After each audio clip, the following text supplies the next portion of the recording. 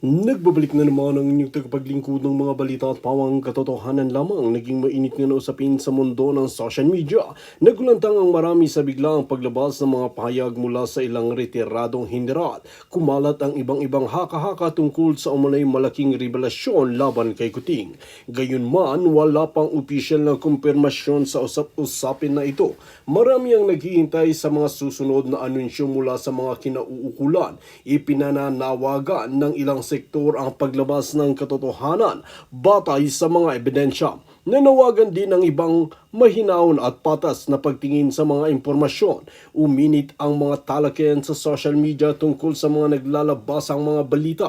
Ayon sa mga tagamasid, mahalagang iwasan ang pagkakalat ng hindi beripikadong impormasyon. Dito nga natin mapapansin na talagang ang mga hiniran ay hindi nila basta-basta at binibigyan din ng payo ang taong bayan na ang pawang katotohanan lamang ang kanilang papanigan at hindi yung mga ginagamit ng mga biased mainstream media na ginagawang baluktot ang mga ebidensya na ipinapasa nga ng mga general.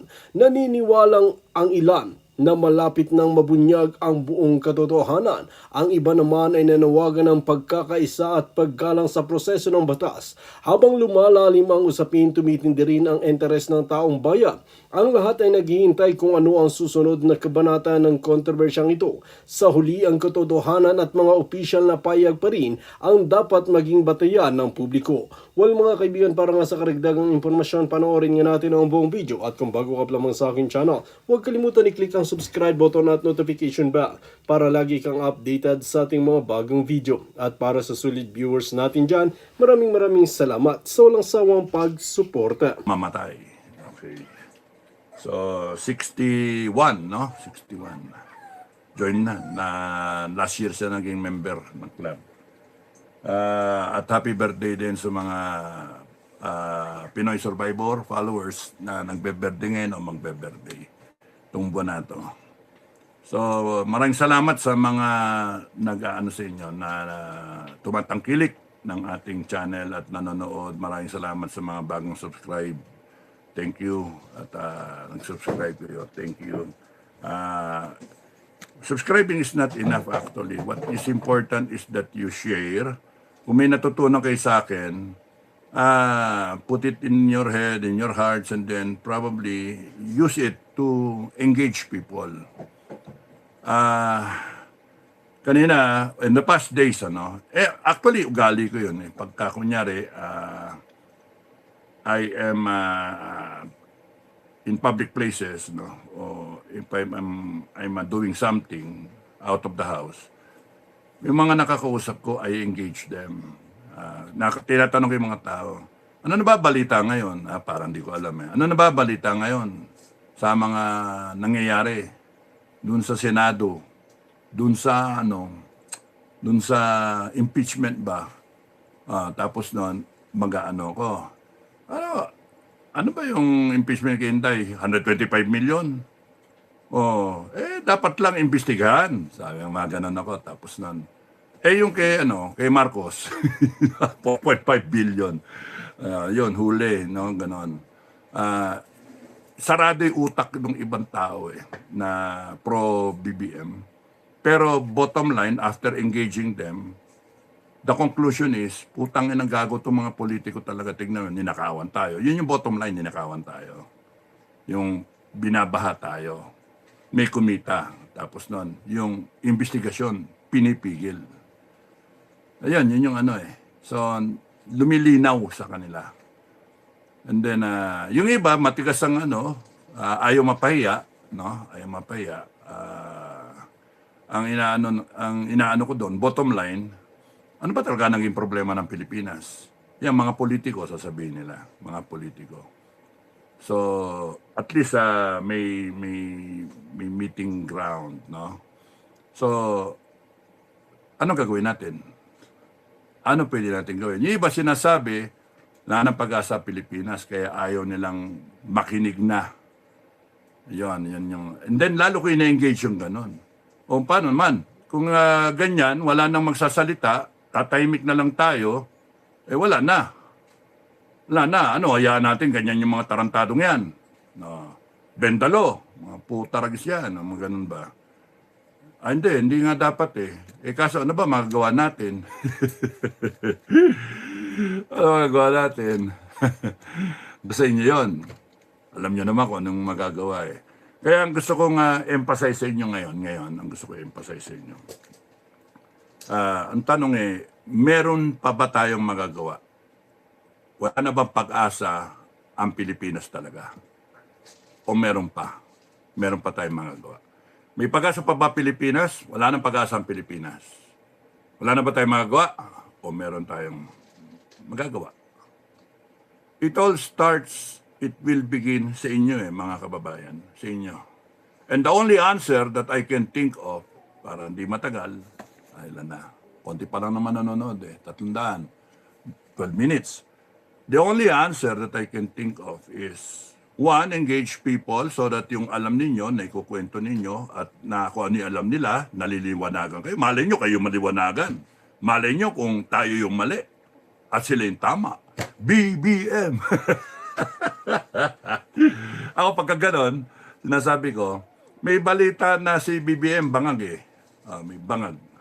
Hindi daw. Walang problema, pa-hair follicle drug test lang natin para matameme yung mga Duterte na yan, yung mga nagrereklamo. Tapos ano ba problema? Ba't ay pa-hair follicle test? Tapos sasabihin nila, paano? Yung mga nagbibintang, yun dapat ang magpatunay. Paano mo nga patutunayan? Hawak nga nila lahat ikaw ba ang presidente ng Pilipinas? Kung sakasakali ikaw ang presidente ng Pilipinas at may nagsalita, bangag ka, dragadi ka. Marami nagsasabi. May video pa. Ano ang gagawin mo? Putya na, magpa-hair follicle drug test ako. Kita mo. huli ka. Di ba? Hair follicle, yun naman pala walang problema, di ba? Kasi lilitaw na clear ka, hindi ka addict, malinaw, tumahimik na yung mga magreklamo. Kaso up to now, 4 years, wala pa rin. Sinasangga, no? So, ang typical nitong gobyerno na to, sangga-sangga Sinasangga-sangga nila, tapos nung pagtatakpan, magkikreate ng kwento, chismis, para doon pag-uusapan. Ngayon ang nangyayari ngayon, yung impeachment ang nagiging flavor of the day para pagtakpan para pagtakpan tong pagnanakaw, hindi mapag-usapan. Hindi naman tayo mabobola So, balikan ko, ano pwedeng gawin? So, engage yung mga tao. Number 2, sipin ninyo, pwede ba kayong tumayo? O takot kayong tumayo? Ang sa akin, ang sinasabi ko sa kanila, kung tayo ay tatayo, lalaban, wala akong pakialam sa ibang tao. Wala akong pakialam sa inyo. Ang pakialam ko sa sarili kong pamilya. Hindi ko sagutin yung buhay ng ibang tao Hindi ko sagutin yun. Pero ang punto, pagka ako tinayo ko yung pamilya ko, yung mga aso ko, pati yung aso ko maghihirap, tataas ang bilihin Ang putang ina yan, hindi ko papayag sa ganon. Magtataas hindi tama, samantalang sila mali-malete Nakakagalit ba? I will translate. Sabi ko sa inyo, sa mga nakaraan na vlog ay understand the situation. So if you understand the situation, you share what you understand and engage people. And mali nyo kung mali kayo, mali tayo ng pananaw, maliwanagan tayo ng pananaw nila. Starts with conversing. Democracy, exchange of ideas. Hindi yung magpatayan kayo. Hindi. Magkwentuhan kayo. And then may nasa Manila ako, may kausap kami, taxi driver Talagang solid na naniniwala kala Anticlair. Naniniwala kay Hanggang sa nabi ko, ikaw ang kagaya mo, hindi dapat paglaban Kikinabang kayo sa mga taong nagrarally, no? Pagka gumanda yung sistema, ikaw, hindi nga matandaan yung pangalan mo. Ano pangalan mo? Ayaw sabihin. Bakit, sir? Pagka umikot ang gulong, sulat ako sa Malacanang, yung pangalan mo, isasabihin ko, huwag kang bigyan ng mga benefits. Kasi gago kayo, yung mga ganon, sabi ko. Gago kayo May problema ng kitang-kita tapos nun pinagtatanggol nyo pa yung kagaguhan. No. Ayan ako. Kaya nga sabi ko, ano yung pangalan nyo? Ayaw, ay bigay. Magtatapang-tapangan, pero wala naman. Kaya nga sa akin, pag umikot ng gulong, lahat ng mga tao na yan, lahat yan, bigay yung pangalan ninyo, yung mga matapang, kolektahin natin lahat ng pangalan ng mga yan. I-blacklist natin. Blacklist, red flag kayong lahat. Whatever benefits the country, the Filipino people will receive, because of good governance, hindi kayo dapat kasama, mga animal kayo. Lahat kayong mga troll, lahat kayong mga putang inyong mga nag-ano na, sorry, ayun na naman ako. Lahat kayong mga nagkonsinte sa ano, nagkonsinte. Meron pa laman yata yan, mami. Meron pa, alugin nyo. Tatapon yung butane. Pinalitan ko lang para hindi kayo mabitin. So, ang ano dyan na-distract tuloy ako. Ang ano dyan, hindi dapat konsintihin yung mga tao na yan. Hindi dapat pagkano, sino mga trolls yan, sino mga vlogger na yan, sino mga expert na yan. Yes, this is a democracy. Yeah. Ay, kampi kayo dyan. O, sige, malis kayo, gusto nyo. Malis kayo sa Pilipinas. Punta kayo sa ibang isla, sa ibang bansa, doon kayo. Kasi pag kayo tumikot ng gulong, we are going to build this country into a Singapore. And we will get rid of this political nightmare, this Filipino, ano tawag dito? Politicians, ano, inisip ko din kanina politics, the Philippine brand of politics. Ang sama ang sama talaga.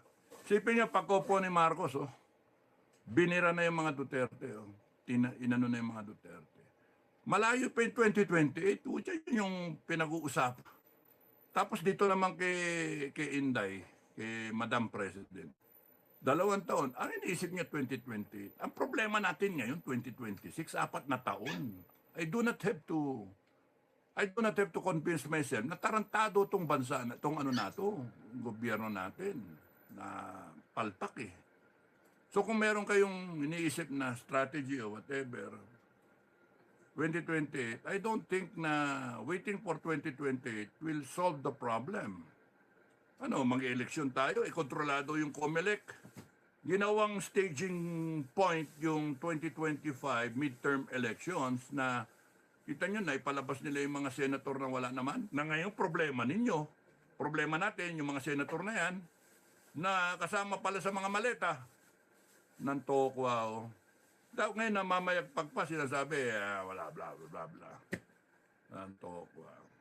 Tapos yung senator like Marcoleta na may track record sa pag-iimbestiga at pinapalitaw yung tama at hindi inabgarbyado ang taong bayan, pauhuli ngayon. Pauhuli. Anong gagawin natin? Anong gagawin ninyo? No? Ay, nako. So, hindi dapat natin palakpasin lahat yan na kailangan ipaglaban natin ang kanya-kanyang pamilya. Kanya-kanyang pamilya. Pamilya nyo, mas may valor yun, may madaling intindihin yun. Tayuan mo, pamilya mo. Nini, tayuan mo, pamilya mo. Kayo mag-asawa, kayo ni Alex. Tayuan nyo, pamilya nyo. Iiwanan nyo yung ganyan yung pamilya nyo, mga bata, tapos ganyan. O tapos yung mga apo ninyo, okay lang sa inyo. Complacent kayo. Tinatanggap nyo, wala na tayong magagawa Pagka ganyan lahat ng Pilipino, wala na tayo. Gusto nyo, ganyan na rin ako. Wala na akong magagawa Bahala kayo sa buhay nyo. Walang mangyari. There's got to be a common ground among us. And I think the family, a Filipino family, will die and fight for that family. That's the reason kayo nagtatrabaho, kayo mga OFW, nasa abroad kayo, tinataguyod din yung pamilya nyo. Kayong mga nandito sa Pilipinas, kaya umaga pa lang, madaling araw, bangon na, trabaho, bawal magkasakit, trabaho kahit inaantok ka pa. Hindi pwedeng mag-excuse. Trabaho na. Yung mga teacher, ganun din. Hindi pwedeng Pagod pa ako eh, nantok pa ako. Hindi pwede. May estudyante naghihintay sa'yo. Kasi yung mga factory worker, hindi pwede. Trabaho ka. Yung mga nagmamaneho ng mga tricycle, jeep, kaka bus, taxi, hindi pwedeng tumigil. Ganon din yung mga farmer. Madaling araw pa lang. Babangon na, magkakape na. Tapos nun, punta na sa taniman. Minsan, doon na nga mag-aalmusal eh. Dadala ng asawa niya.